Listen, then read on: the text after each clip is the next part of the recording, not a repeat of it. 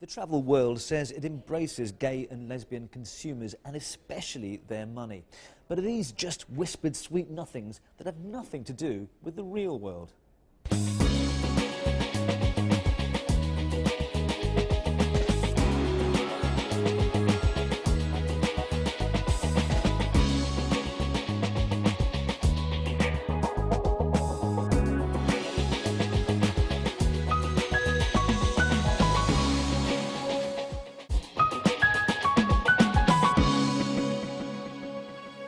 Hello and welcome to Fast Track with me, Raj and Datar, in a wintry Stockholm here in Sweden, a country known for its progressive attitude to social issues, including gay rights. Pink purchasing power, the relatively high spending of gay consumers, has been recognised for some time now. And it's particularly true in travel. An estimated 6 to 7% of the population is gay, but this group accounts for well over 10% of travel spending worldwide. But are they getting good value for their money, or being taken for a ride? Oh, that's beautiful. Alexander and Shantu are about to make history. Love is in the air. Yeah, they're simple. That's what Everywhere I look around. Yeah, it's perfect. Both graphic designers from Germany, they've won a competition to become the first gay couple to get married on an aeroplane. It'll be a unique occasion and a good PR stunt for the airline SAS. But first, there are some rings to choose and a honeymoon to organise. So where are they going? We're going to celebrate our honeymoon in Hollywood, West Hollywood. It's the epicenter of the gay community. It's where everything started. So perhaps not such a surprising choice, but there are a growing number of new destinations appealing directly to the lucrative gay market, and the reason is quite simple. There's a single word answer, and it's money. There are more and more destinations, airlines, hotel groups chasing this lucrative pink, gay and lesbian euro, pound, dollar. But as competition increases, you can't just fly a rainbow flag and be gay friendly. You actually have to deliver on the promise. And that's the challenge for the industry today. We set aside a budget, a yearly budget, with an actual business plan, if you like, to try to see what we can do to go into that particular market for many different reasons. One of them, and we can't hide the fact that it is a lucrative market.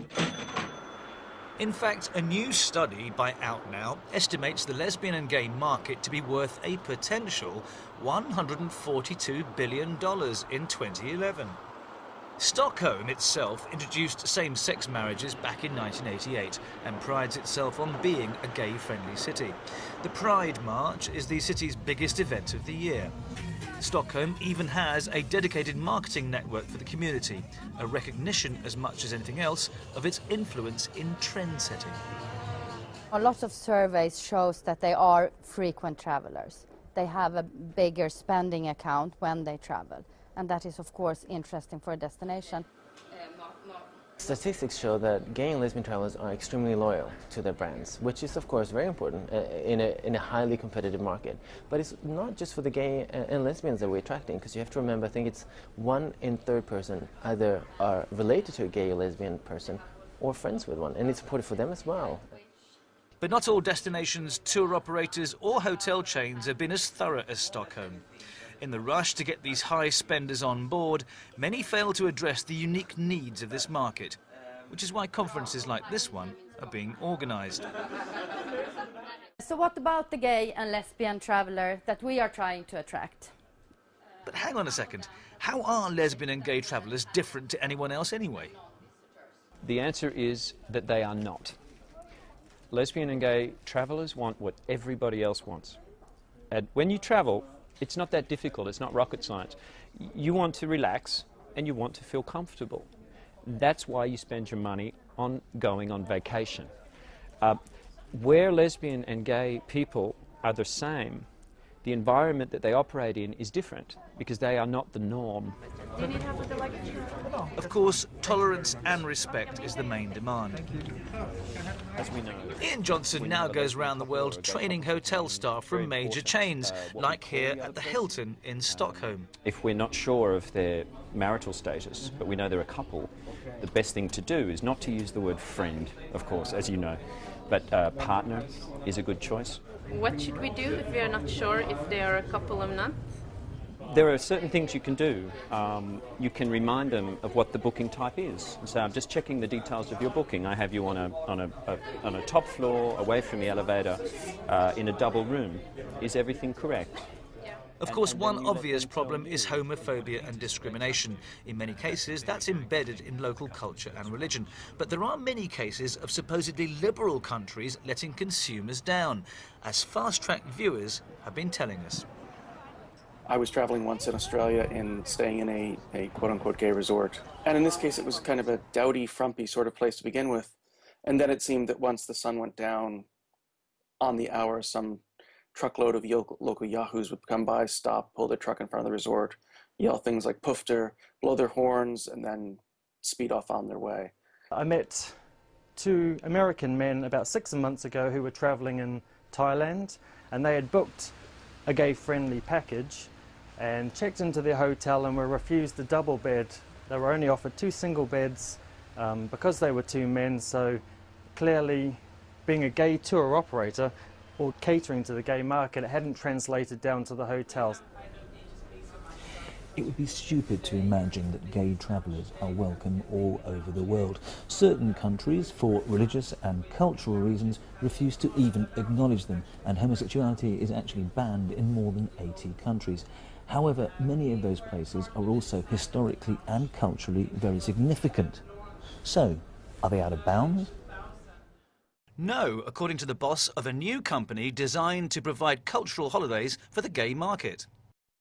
I worked in Egypt for a year and I got to know quite a few Egyptians who are known to be quite devout and strict. It's a strict Muslim society, and they were very accepting and very just respectful of the way I lead my life and my choices, and I in turn was respectful of them. Lesbian and gay people, they want to see the pyramids. You know, they want to visit Dubai. But suppose that hotel chain is actually breaking a law by allowing same-sex couples, for instance, to share a room in that particular country. Where do they stand there? Most of the laws that exist relate to conduct rather than cohabitation of a room. There are a lot of countries around the world where homosexuality is illegal, and I think it's important not to cut yourself off from travelling to these countries if you are gay or lesbian. I think it's about having a specific amount of education before you travel. Then again, with some destinations, their reputation precedes them to such a degree they've become off-limits to many gay travellers. I wouldn't touch Jamaica with a barge pole, unfortunately, which is unfortunate because I have a fair number of Jamaican friends and I've taught a fair number of Jamaican students over the years. The reputation is that anti-gay violence isn't even scrutinized to any significant extent. There are too many beautiful places in the world to visit that I need to even consider going to a place like Jamaica. Come and be young, welcome. The big moment looms. SK 903 Stockholm to New York is ready for boarding. SAS, the airline they're using, have made a name for themselves championing the rights of gay and lesbian travellers in the mainstream media. Do you, Shantu, Andreas? Alexander and Shantu tie the knot, the first same-sex couple to wed in the air. Yes, I will. But it's something that I must believe in. It's there when you call out my name. Accompanied by a unique rap from an SAS stewardess. For the very first time in history, a gay wedding in the air, that's what we're gonna see.